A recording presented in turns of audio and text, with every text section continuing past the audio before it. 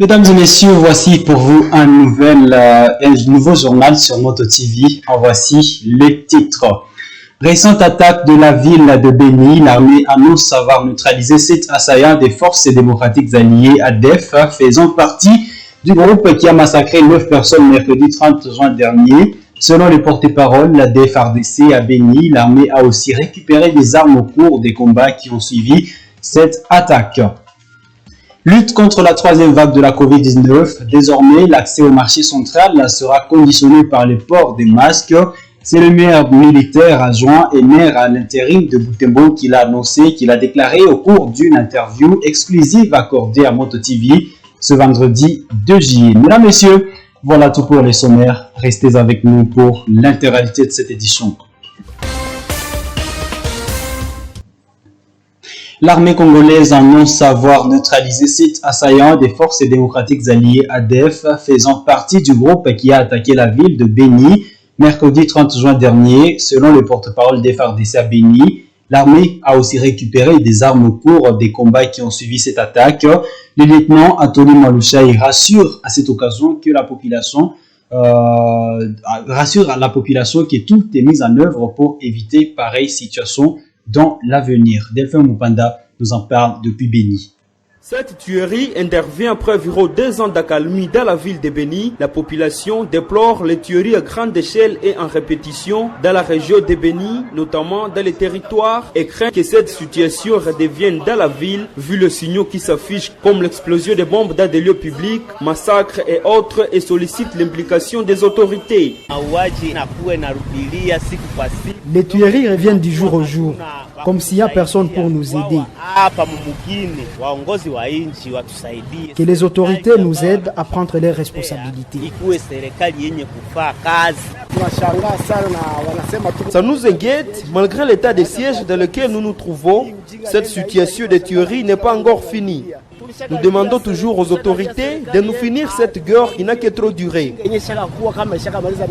Les forces armées de la RDC affirment que les assaillants qui ont tué les civils à Rwangoma ont bénéficié des orientations des otages qu'ils avaient déjà enlevés les jours précédents, ce qui les ont permis à contourner les positions de l'armée congolaise. Dans leur intervention, les FARDC ont tué sur place des assaillants et récupéré leurs armes, et 5 autres ont été tués la journée dans le parc de Virunga, confirme le lieutenant Anthony Malouchaï, porte-parole des opérations Soukula 1. L'ennemi avait fait son incursion grâce à l'aide lui apportée par les gens qu'il avait pris en otage, qui l'ont aidé, n'est-ce pas, à contourner des positions militaires. Malgré que nous avons perdu au moins 9 de nos compatriotes, nous avons intervenu sur place la même nuit. Nous avons réussi à neutraliser 2 ADF et récupérer 2 armes AK-47. Et hier, les FARDC qui étaient en opération de poursuite de ces assaillants sont entrés en contact avec l'ennemi en pleine parc de Virunga. Et nous avons réussi à neutraliser 5 ADF et récupérer 3 armes AK-47. Il analyse cette nouvelle attaque contre les civils comme le fait pour l'ennemi de faire sa propagande et diviser la population aux forces de sécurité. Il appelle la population à réitérer son soutien et sa collaboration envers les services de sécurité. La nuit de mercredi à jeudi, les ADF ont signé une incursion au quartier Rwangoma, tuant au moins 9 civils et emporté plusieurs autres aux côtés des maisons pillées et incendiées. Le gouverneur militaire du Nord Kivu a réceptionné jeudi 1er juillet des jeeps militaires ainsi que des armes dans le cadre de la mise en œuvre effective de l'état de siège dans la province du Nord Kivu. Selon le général Constant Dima, gouverneur de la province, cette dotation servira d'appui aux unités sur le front. Élément d'explication dans ces reportages de nos confrères du gouvernorat. Opération militaire en cours en état de siège au Nord Kivu. Les groupes armés reçoivent les coups de frappe dans plusieurs localités. Le FARDC monte à puissance. Un lot important de véhicules Jeep 4x4 Land Cruiser à Pempaneuve aux couleurs de l'armée congolaise, sur lesquels sont montés des canons de type 14,5 mm, de l'artillerie antiaérienne et de canons de type belge et ceux de type chinois sont là. Avant toute chose, avant toute opération, il faut une planification. Et dans cet ordre d'idées, nous sommes en pleine planification et aussi les acquisitions. C'est ce dont vous voyez derrière nous, c'est-à-dire pour constituer notre appui-feu. Avant toute chose, parce que nous avons à ouvrir les itinéraires, nous avons à appuyer les unités de partout où il y a faiblesse. Donc nous devions quand même monter en puissance. C'est ce que je ne cesse de dire. Et maintenant, petit à petit, nous sommes en train de monter en puissance pour que nous soyons à même de remplir convenablement notre mission. Aux groupes armés, je ne cesse de le dire, aux groupes armés nationaux, nous leur disons que les opérations sont déjà en cours et il est temps de déposer les armes. Nous les disons toujours, ceux qui ne vont pas déposer les armes, nous allons les traquer jusqu'à leur dernier retranchement. La montée à puissance de l'armée avec cette dotation rassure la fin de l'aventure des groupes armés pour que la population aspire 20 ans après à la paix et à la quiétude en province du Nord Kivu. À Butembo, 3 présumés voleurs ont été présentés à la presse par la police vendredi 2 juillet à l'état-major. L'un est accusé d'avoir subtilisé les câbles de raccordement au courant électrique au quartier Kimbulu, tandis que les 2 autres sont pointés du doigt dans le cambriolage des habitations au quartier Butundo la nuit de jeudi à ce vendredi 2 juillet 2021. Plus de détails avec Luciana Moussivirwa. Ces 3 jeunes ici présents ont été appréhendés dans diverses circonstances, renseigne la police. Le major Tanki Bima Agiti Gaston, commissaire supérieur chargé de la police judiciaire, souligne que l'un a été pris à flagrance lors d'une patrouille en train de voler des câbles électriques au quartier Kimbulu. Les 2 autres ont été arrêtés la nuit du jeudi au vendredi au quartier Vutundo, où ont opéré dans 5 parcelles de la cellule Mutsanga. Lui, il a été arrêté par nos patrouilleurs du CCO dans la nuit du 29 au 30 avec un câble électrique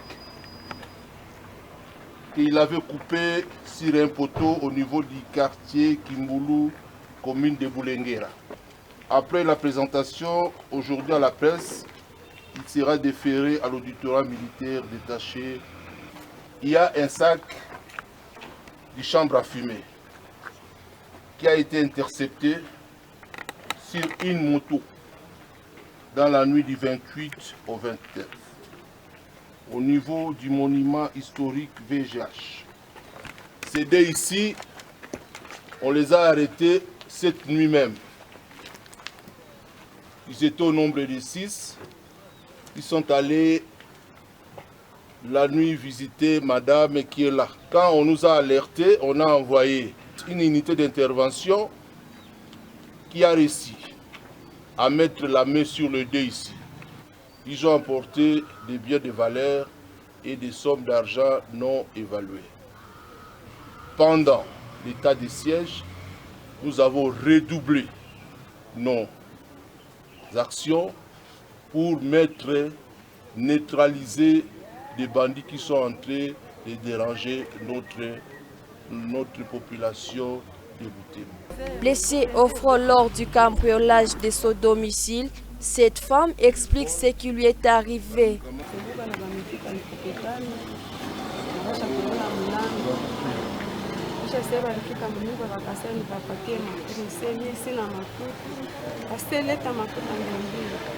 Usemi hapana, mimi sina mafuta, sina tana safi. Mimi nauzishaka bunga na avoka.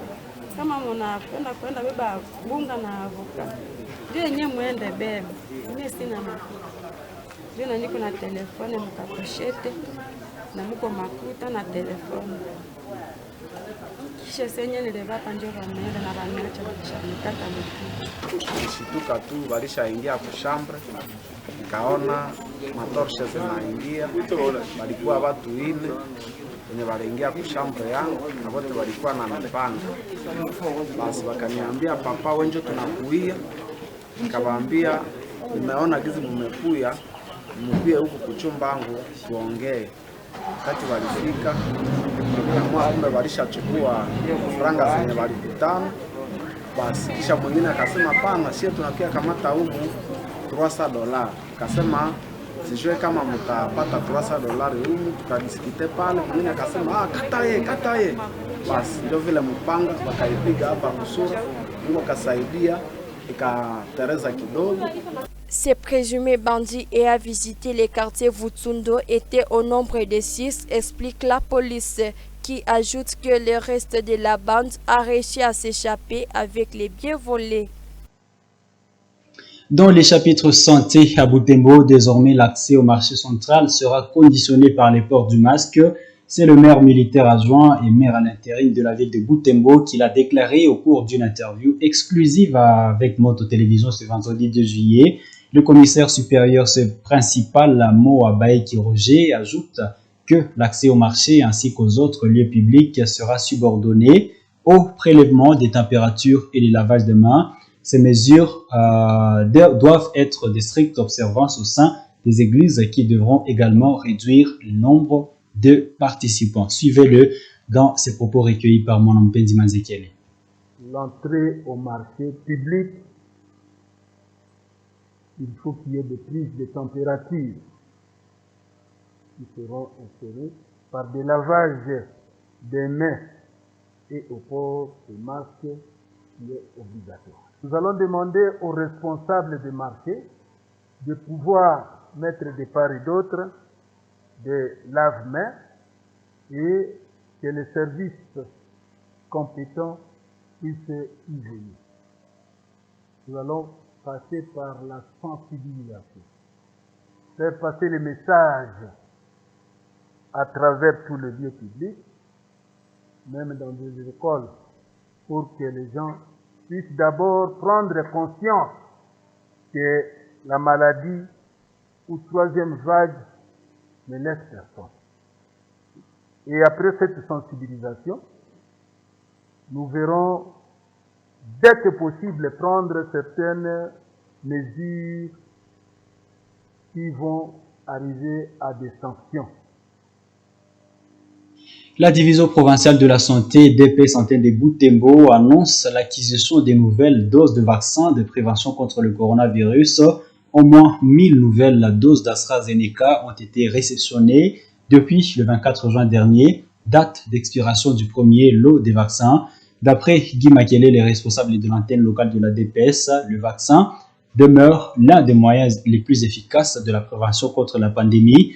Il encourage les habitants, les uns à se faire vacciner et d'autres à s'apprêter à prendre d'ici quelques jours leur deuxième dose en vue de renforcer leur immunité contre cette pandémie. Suivez le pharmacien Guy Makelele dans ses propos recueillis par Claude Senghigna.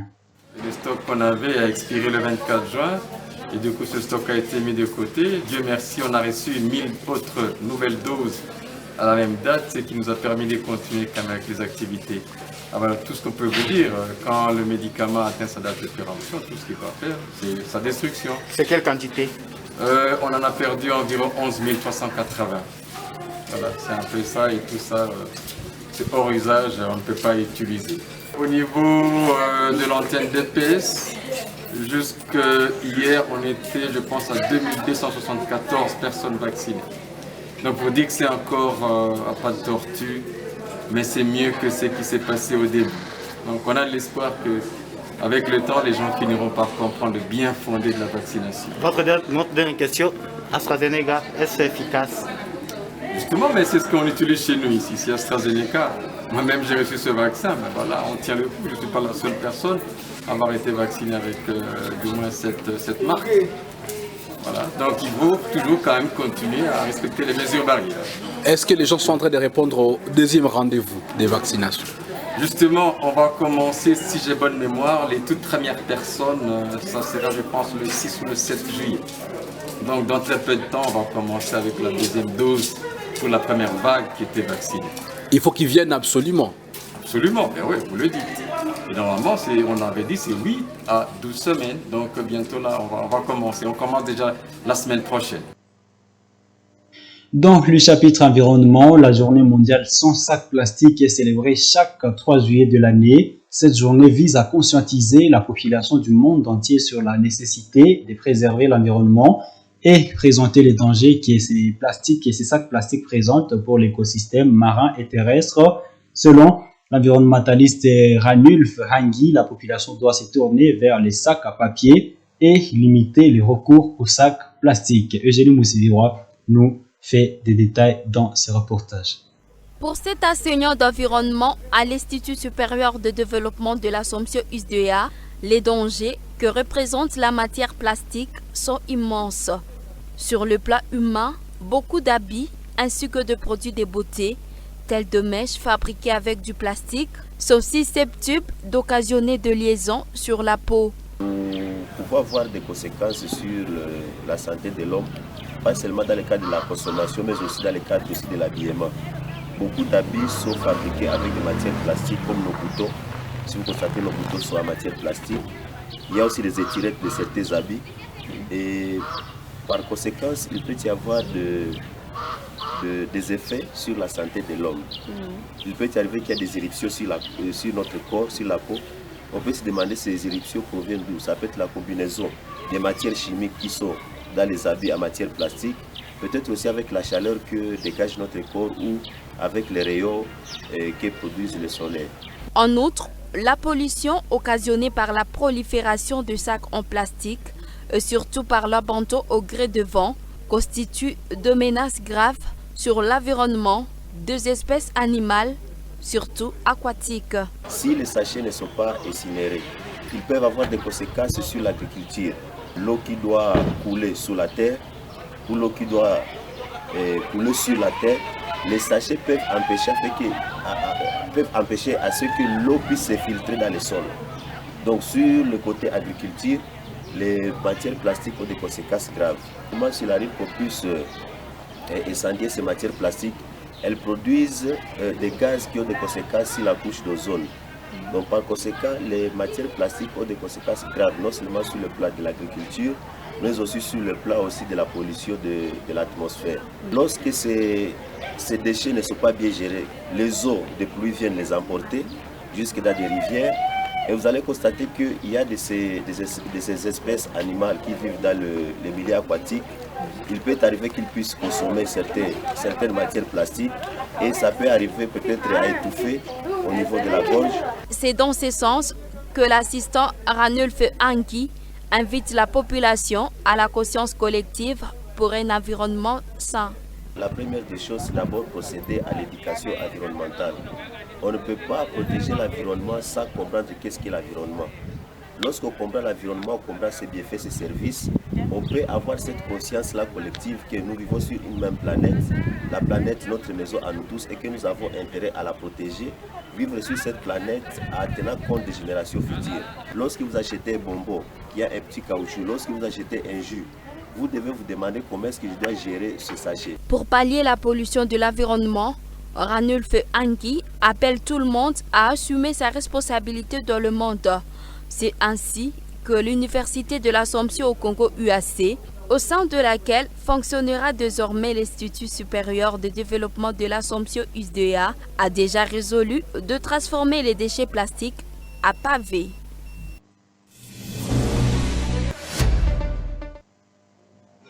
Florent Ibengue à la Renaissance des Berkane du Maroc, c'est fait. L'ancien manager de l'AS Vita Club de Kinshasa s'est envolé pour le Maroc la soirée du jeudi 1er juillet dernier. D'après la radio Capi, Ibengue va signer un contrat de 3 ans avec la Renaissance des Berkane, le vainqueur de la dernière édition de la Coupe de la Confédération de la CAF. Un nouveau challenge pour les surnommés Coach Android qui, dans une interview avant le voyage, a affirmé que ça vaut la peine pour tenter une nouvelle expérience internationale de haut niveau. À peine qualifié pour la première fois de son histoire en Ligue des Champions de la CAF, Maniema Union de Kindu perd déjà 2 de ses cadres. L'attaquant Mercé Ngembi et le défenseur Atibou Radjabou quittent le club de Kindu pour rallier l'effectif du tout-puissant Mazembe de Lubumbashi. Les 2 joueurs viennent combler les vides de certains cadres de Corbeau qui sont allés voir ailleurs, notamment Isaac Tibangou, parti pour Anderlecht en Belgique. Aucune nouvelle de la part de Maniema Union pour l'instant au sujet des alternatives pour leur remplacement. Mesdames et messieurs, c'est par cette nouvelle sportive que nous bouclons cette édition journal sur Moto TV. À vous tous et à vous tous qui l'avez suivi. Merci et bonne suite des temps chez vous. Au revoir.